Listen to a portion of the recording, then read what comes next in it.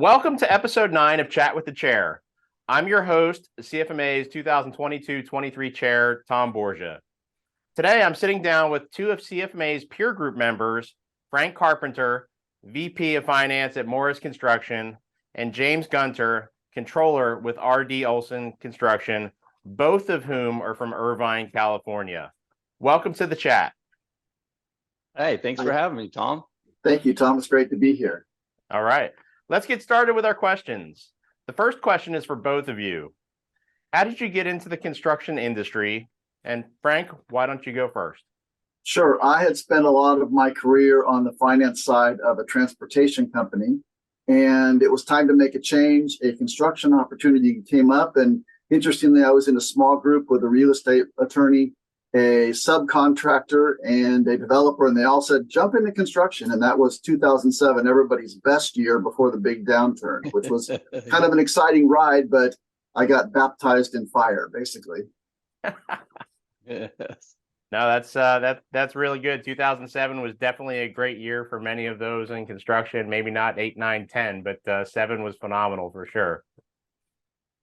James, how about you? How did you get into construction? Yeah, I think probably like Frank, you just kind of got into it. You know, it was nothing that you planned. So when I was in college and ending college, I knew I needed to find a way to get an accounting job. So I went to the development center and they helped me get an internship at a company. I did that, worked my way through AP, AR, and staff accountant. And then about a year and a half later, I started looking for something else. So I was looking for something similar, not necessarily a controller at the time. And I interviewed for an HVAC subcontractor, got hired, found out a few months later that the person that hired me was only temporary. She was filling in to find a controller, even though they didn't announce that.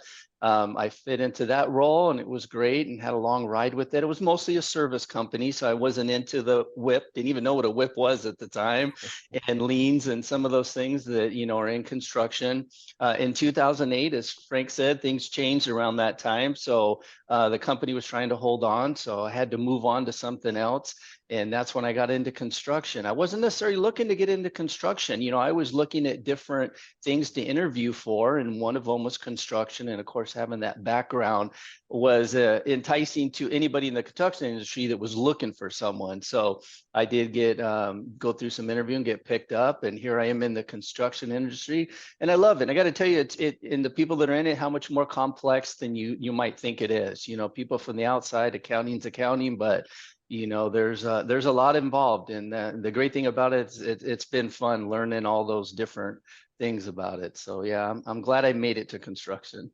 For sure, there's definitely many nuances that come along with it, but it's one of the best questions I love asking anybody, because you know, when you get out there, there's not really programs at secondary educational institutions or colleges, universities that really get into construction finance. It's really, everybody's got their own story, how they made it in, whether they were on the private side initially, or whether they were CPA or on that side made it into construction. But it's always neat to hear how everybody kind of finds their way in, and how almost to everyone, it's just a unique industry, but everybody loves it.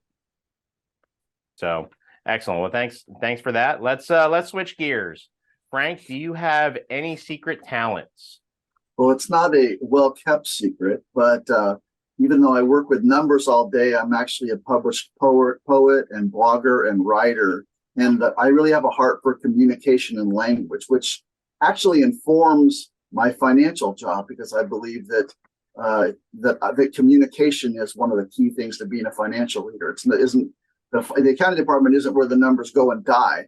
It's where the numbers become valuable and get dispersed back out to the company to be actionable. So that talent always puts me on the communication side of a company as well as the financial side, and it really dovetails well in the long run. I like that. That is a very important talent. We talk about all the time, communication, or many times lack thereof, right? It's such an important part of the equation. And I know one of the other things I remember from early on in my career was the numbers are going to be what they are, but it's really how you tell the story that matters, right? So think about the story, and to your point, the numbers are what they are, but how you're presenting, how you're telling the story, and how you're effectively communicating is very important. Absolutely. So no, very, very good. Very good. Well, Frank, you've been involved in CFMA's peer group since 2018. I think the initial year we started with peer groups, and James, you've been in a peer group since 2021. I'm curious Yes. to know, based on your experiences, what value have you received from being part of the CFMA peer groups? James, why don't you go first? Oh, a lot of value, going into it, the unknown, not sure in what. And even maybe at the time, I was a little apprehensive with going into a bunch of CFOs and controllers and all this. And I was relatively new to the role that I'm in now, where I'm at. And I've really enjoyed it. Initially, the thought is, what am I missing out there? You think you have it dialed in, but whether it's programs or systems or whatever that is, procedures, things that we could be doing better as a company, trying to add value to myself and add value to the company. So when the opportunity came up, I went ahead and got involved in it, and it's been great. So it started with learning, and then it's led into what Frank and Tom, you were talking about, communication and relationships with people. And it's been great. We have our weekly Zooms and then our monthly Zooms, and then we meet once or twice a year and try to do an activity and all that. And it's got to the point where we communicate with each other. There's questions that come up, and people have helped me, and hopefully I've been helpful to them. So yeah, it's been very valuable. Excellent. Excellent. Frank, how about you? A lot of the same thing. I think it's very easy to become myopic on the financial side of a company. Sometimes you're even separate from the operations, but you certainly become a little bit isolated. And there's a lot of wisdom to being a part of a group. So I've enjoyed the relationships of having a peer group, but I've also enjoyed all of them making me better. The old adage about none of us is as smart as all of us is totally true. And we work through best practices. We talk about not just finance, but all the other parts of our organizations. And I think each of us is better because we have each other to interact and ask questions. And I think going through something like COVID and looking towards potential financial uncertainty in the future, those kind of things make it really important to be a part of something where you can have the wisdom of others and see what's happening in other companies and how they're handling things. For sure. That's really good advice. And I can tell you from myself firsthand, I've been involved in peer groups for 4 years now. And I certainly echo what both of you are saying. And I think for me, when we go through major decisions here at our company, the rest of my group looks to me and says, hey, what are the members of your peer group doing? How do you guys handle this? Right. And it's not it's a group of CFOs and controllers for the most part from across the country, different disciplines, maybe in the same revenue area, perhaps. But when I come to my group and I say, hey, 9 out of 10 of my peers are doing this, it's got some staying power and understanding that other companies are doing things the same way you are. And to your point, Frank, there's many things out there that companies are doing that we don't even know about or don't even think about, or when it comes to something as an example of benefits, right? So some of the benefits we offer, I sit back here and I think, okay, hey, our company is one of the best in the country. We offer the greatest benefit plan. And I get into a room with my peers and 7 of them are offering a richer plan than I am. It makes me scratch my head a little bit and say, okay, well, we may not be who we thought we were, but we've got the opportunity in the data where we can potentially look at something and make changes. So it's just that part of it's been great. And then I think from a relationship standpoint, just having 9 or 10 other peers and friends that I can go to at any point in time with any challenge that I've got, conflict that I may have, or, hey, how did you handle this with your ownership group or with your leaders or managers? I mean, it's just invaluable. And I think the monthly or bi-monthly phone calls and Zoom calls are all great. But the power of peer groups is really when you're able to get together in person once or twice a year to be able to sit down and really spend a day or two and get into the issues that we all have and help each other try to be better. So it's been great there. All right, let's lighten it up a little bit. James, what are you passionate about? Up until recently, my son's about ready to graduate and go on to college, but baseball. So we've had a good it's been a good bonding with baseball, us watching baseball, and then my son playing travel ball in high school, and that, and it's always been great. We've always spent a lot of time out in the field on the weekend, or going to games, or talking about a tournament that's coming up, and I've really enjoyed that. It's something that's fun. We've toured stadiums. I don't know if a lot of people know, but you can go to most stadiums and they have a time where you can take a tour behind the scenes, and yeah, it's just been great. His team is the Dodgers and mine's the Angels. Not such a strong team, but they got a lot of couple of good players, but it makes it more fun that way. So yeah, I've been passionate about that, and it's something great outside of work to focus on and do something with the family. For sure, it's all about making those memories, and I could have a separate chat with the chair just to talk baseball. I'm a huge baseball fan, and I've got a I think I mentioned to you when we talked before, I've got a 15-year-old that's gung ho about baseball, and if you asked him where his life priorities are, he'd probably start with baseball. Family might end up as 3 or 4. Religion may end up as 5 or 6. So we've got some work to do to get the priorities back in order. But being able to spend the time with not only him, but my daughter through sports and all the other things that we do, it drives us crazy and puts us on the road and out of town and all these other crazy things. But hopefully at some point down the road, we realize that we're making great memories. You just hope that the kids realize it at some point in time too, and say, hey, that was really worthwhile to be able to do it. And now for you being able to do that, I'm sure you can catch some Angels and Dodgers games and be able to see that through your older children now. So it's cool to have those memories, and I'm a little bit jealous. I'm looking forward to mine getting a little bit older so I can have those too. But it's fun right now also. Yes, agreed. So, all right. Now it's time for each of you to ask me any question. So nothing's off limits. Any question that you want. Frank, why don't we start with you? Sure, Tom. I was wondering, I feel like my life is pretty full already, just being involved with my own company and my personal activities.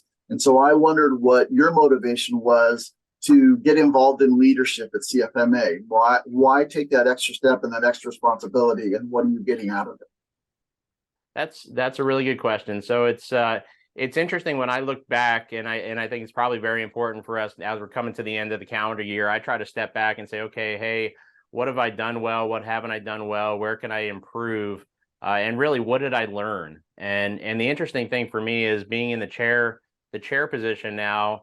It was chair and then vice chair prior to that, and then treasurer prior to that, and then a couple of years on executive committee.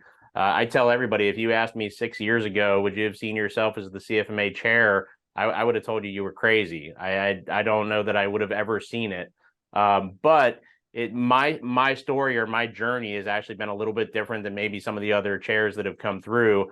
I joined at a smaller chapter, ultimately up in New England, moved to Atlanta, ultimately moved to Orlando, but became very involved in the Orlando chapter. Became a president there locally at the chapter, served for 4 years, jumped on some committee work nationally. And that's really where it sparked my fire a little bit, because not only did I have a local network, but now I had more of a national network of folks. And I was in a couple committees that I was really passionate about. And one of those was actually the conference planning committee, because the conference was coming to Orlando. And I think this was 2012, if I'm not mistaken. But I was able to kind of see a little bit behind the curtain of CFMA, what they do for the members, and not only get the education and the connections that we always talk about, but really start to understand what the association was about and what the members were about. And really from that point on, had an opportunity to join the executive committee, was invited to join that and really see another level of CFMA, establish more connections, do great work. And for me, it was really more about the ability and the power to give back to an industry that had done so much for me and my family over the years. I've been in construction finance since I got out of school. And the industry has just been phenomenal to me and phenomenal to my family. And now I'm in a position to be able to give back. And that's really where I see my commitment to CFMA. Again, I'm all about connections and relationships and education, but those opportunities to give back to maybe the younger folks that are getting into the industry now and help them out and let them know that the journey for construction finance is strong, and you can have a career and you can do very well if you put your mind to it and you put the effort into it. So all of that combined has kind of kept me within CFMA and kind of molded me into the leader that I am today. But I take great pride in being able to give back to the industry today. Thanks, Tom. Sure. Great question. Great question. James, what do you got? First, I want to say that's a great story. You can see the passion in your eyes. So it's great being a part of CFMA. I definitely agree. There's a lot of value in there that I hope others find.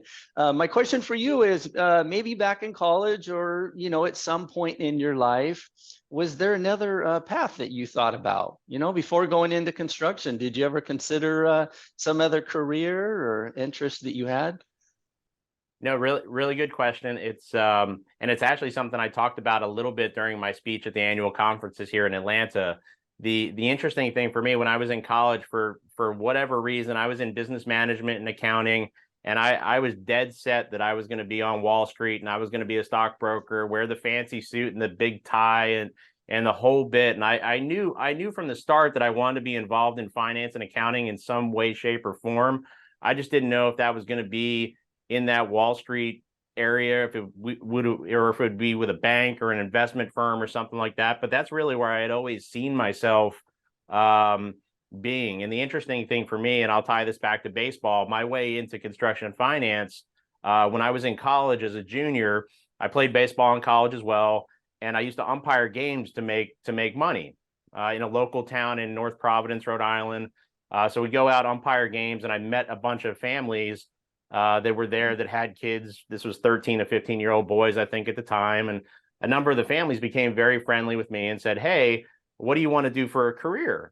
And I said, "Hey, I want to be on Wall Street. I want to work with Fidelity or Putnam or whoever else it was." And I had a guy come up to me and say, "Hey, have you ever thought about construction accounting?" And that was just, I had no idea, didn't even know what it was at the time. But he said, "Hey, would you be willing to come in and talk to us?" And this was a Fortune 500 company, or ENR top company at the time. They were in our backyard. And I said, "Sure, I'd love to," because power of connections, meeting people, and came in, met them, had 2 subsequent interviews. And before the end of my junior year, I had an offer to come on and work with that company. Ended up jumping in with them right out of school, got into a great training program, learned a lot about construction accounting and how construction worked. And that kind of lit the fire from day one. So to answer your question, I would have seen myself on Wall Street or doing something else, but that's my story and how I got into construction finance. And I sit here almost 25 years later, still in it, and happy I made the decision I did. Well, that's a great story. So yeah, it's interesting to share that. And it's the power of people. And I'll tell you to this day, anytime I interview somebody or we have summer interns come in, I tell them that story every single time, because it really wasn't about where my diploma was from. It wasn't what type of experience I had. It was just the power of being able to talk to somebody, right? So that guy on that field that day could have said, "Hey, do you want to come in and talk to us?" And I could have just blown it off and said, "Nah, yeah, I got other things to do. It's not that important."